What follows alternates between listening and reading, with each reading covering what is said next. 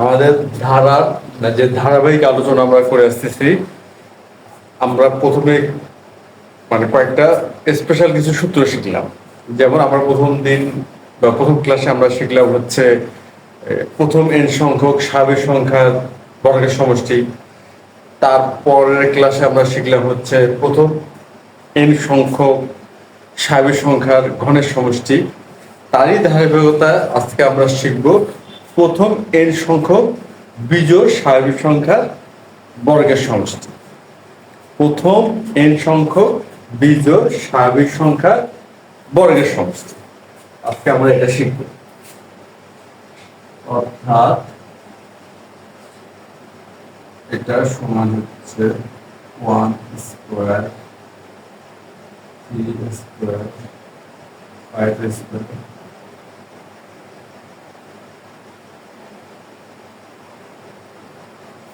প্রথম n সংখ্যক বিজোড় সংখ্যার বর্গের সমষ্টি আজকে আমাদের আলোচ্য বিষয়।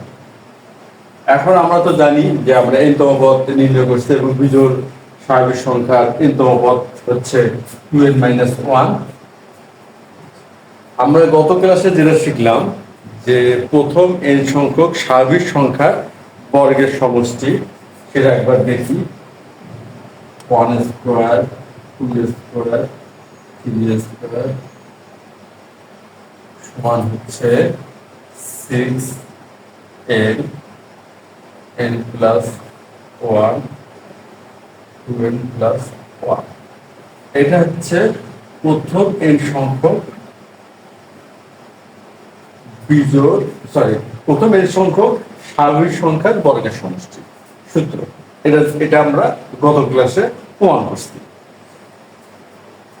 তো এই ধারণাটা আমরা এখানে ব্যবহার করব, এই জন্য আমরা এটা আগেই দেখে নিলাম রিভিশনের মতো করে। এই ধারণাটা এখানে আমাদের ব্যবহার হবে। এখন এটা সমান সমান কি লেখা যাবে? এটা সমান সমান লেখা যাবে হচ্ছে n square plus n 2n plus 1 by 6 সমান 2n cube plus n square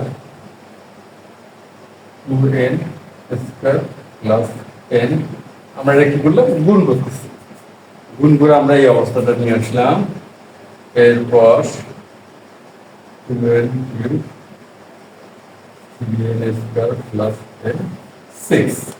অর্থাৎ প্রথম n সংখ্যক স্বাভাবিক সংখ্যা বর্গের সমষ্টি আমরা এটা লিখতে পারি,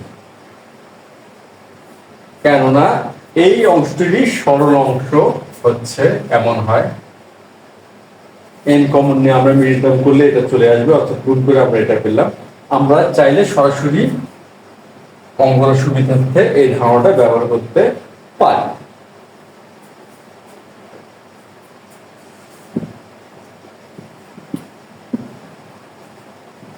আমরা এটা এখানে ব্যবহার করি।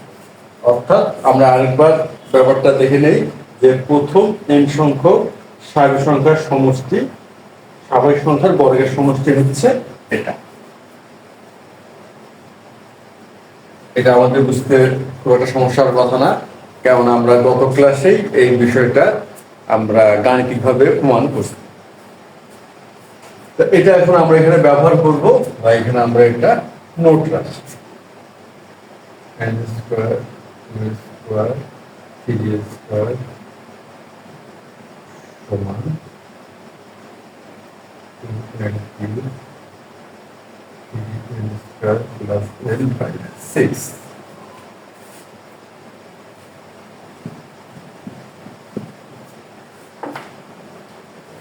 এখন এখানে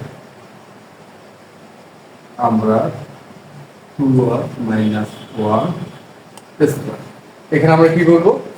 আমরা এই যে মানটা এখন আজকে আমরা বের করতে যাচ্ছি, বা যে ধারাটির সমষ্টি নির্ণয় করতে যাচ্ছি, এই ধারাটির সমষ্টি নির্ণয় করার সুবিধার্থে a minus b whole square সূত্রটা এখানে প্রয়োগ করব। তাহলে হচ্ছে 4r square minus 4r plus 1। এটা আমরা কিভাবে পেলাম? a square minus 2ab plus b square, এই সূত্রটা ব্যবহার করে এটা পেলাম। তারপরে আমরা গত যে ক্লাসের মতো করে বসিয়ে আমরা এখানে এটা বসাবো। এখানে যখন আমরা 1 বসাবো, এখানে হবে 1 স্কোয়ার সমান সমান 4 1 স্কোয়ার মাইনাস 4 1 প্লাস 1। আচ্ছা, যখন এখানে আমরা 2 বসাবো তখন হবে এটা হচ্ছে 3 স্কোয়ার সমান সমান 4 2 বসাচ্ছি 2 স্কোয়ার মাইনাস 4 1 প্লাস 1। এখানে আসলে কি হচ্ছে? এখানে হচ্ছে যে আমরা এইখানে কি বসাচ্ছি? 1 বসাবো। তো 1 বসালে কি হবে আমরা একটু দেখি। 2 মাইনাস 1 অর্থাৎ 2 ইন্টু 1 মাইনাস 1 সমান 2 মাইনাস 1 সমান 1 1 হচ্ছে। এখানে যদি 2 বসাই তাহলে এটা হবে 4 4 থেকে 1 বিয়োগ করলে 3। এইভাবে আমরা এগুলো বসাচ্ছি। তারপরে হচ্ছে এখন যদি n বসাই, এখানে হচ্ছে n বসালে 2n মাইনাস 1 সমান সমান হচ্ছে 4n square minus 4n plus 1। এখন আমরা কি করবো? যোগ করবো। এখন করবো হচ্ছে আমরা যোগ। যোগ করলে কি দাঁড়াচ্ছে? 1 square 3 square plus dot dot 2n minus 1 square সমান। এখন আমরা দেখি এখানে আমরা প্রতি ক্ষেত্রে চাইলে 4 কমন নিতে পারবো। এইখানে আমরা কি নিতে পারবো? 4 কমন নিতে পারবো। তাহলে আমরা যদি 4 কমন নেই তাহলে হচ্ছে 1 square 2 square dot dot n square, তারপর হচ্ছে মাইনাস 4। এখানে আমরা কি করতে নিতে পারতেছি?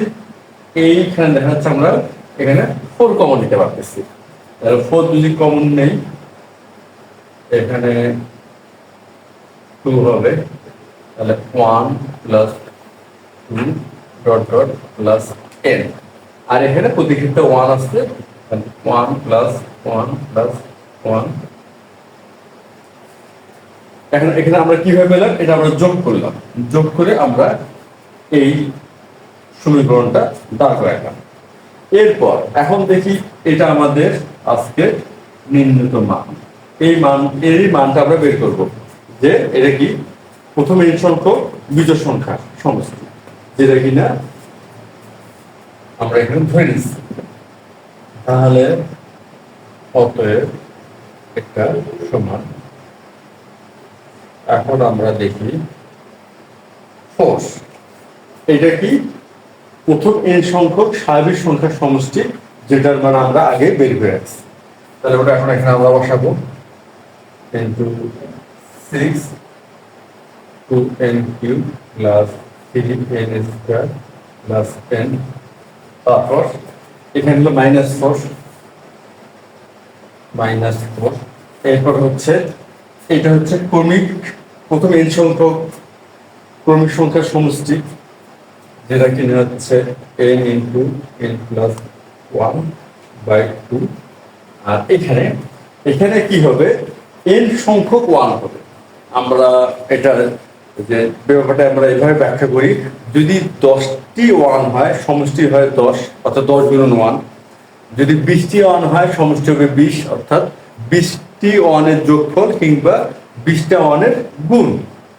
তাহলে n সংখ্যক 1, তাহলে সুতরাং হবে n ইন্টু 1 অর্থাৎ n। এখানে আমরা n। তারপরে এখন আমরা ক্যালকুলেশনটা করি। এখানে কি হবে? 6 4, এখানে তাহলে হচ্ছে 3 2 2n cube plus 3n square 10। এখানে হচ্ছে 2 2, যদি আমরা এখন ভাগ করি তাহলে এখানে 2 হয়ে যাবে। তাহলে এখানে হচ্ছে তো আমাদের -2 আর যদি গুণ করি n square plus n plus n,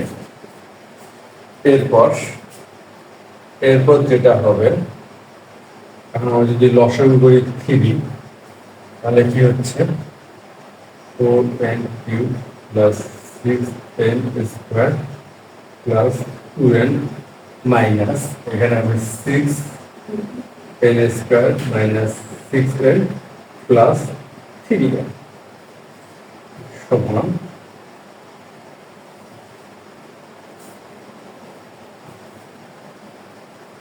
এখন আমরা একটা জিনিস খেয়াল করি, 6n স্কোয়ার থেকে 6n স্কোয়ার বিয়োগ করলে 0 হবে। আচ্ছা, এটা 0 হয়ে গেল। আর এটা হবে হচ্ছে 2n, 5n অর্থাৎ 4n কিউব, 2n আর 3n plus 5n minus 6n। আমরা জাস্ট এটা মানে গুণ করলাম, গুণ করে ভগ্নাংশের আমরা যোগ বিয়োগ করতেছি, সরল করে আমরা এই অবস্থাটা নিয়ে আসলাম। এরপর হচ্ছে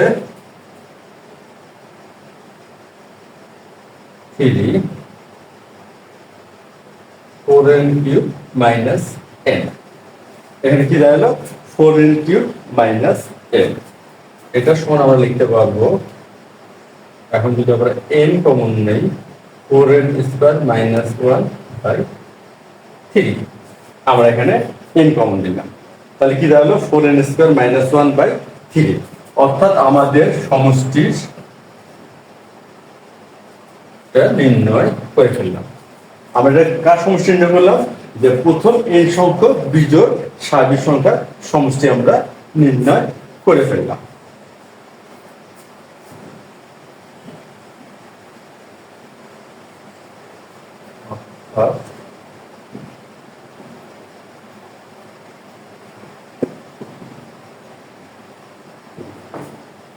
অর্থাৎ আমাদের দ্বারা হচ্ছে 1 3 5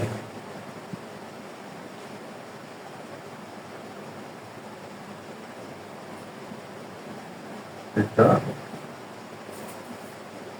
সমান 4n স্কয়ার মাইনাস 1/3।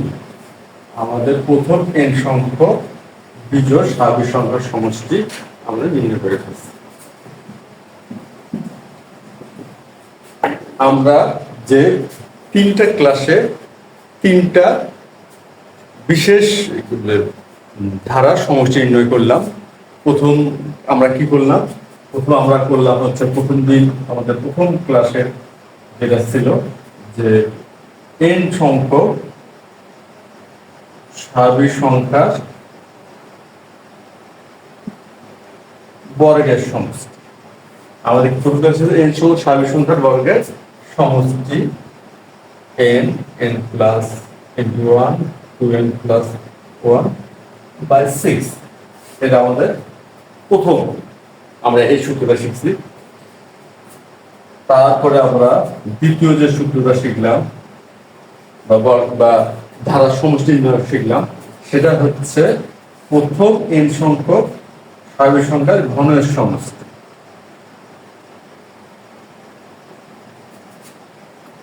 ঘনের সমষ্টি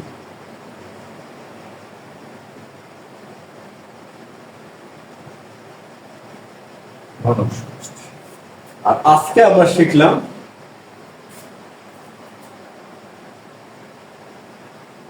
তৃতীয় প্রথম n সংখ্যক বিজোড় স্বাভাবিক সংখ্যা বর্গের সমষ্টি।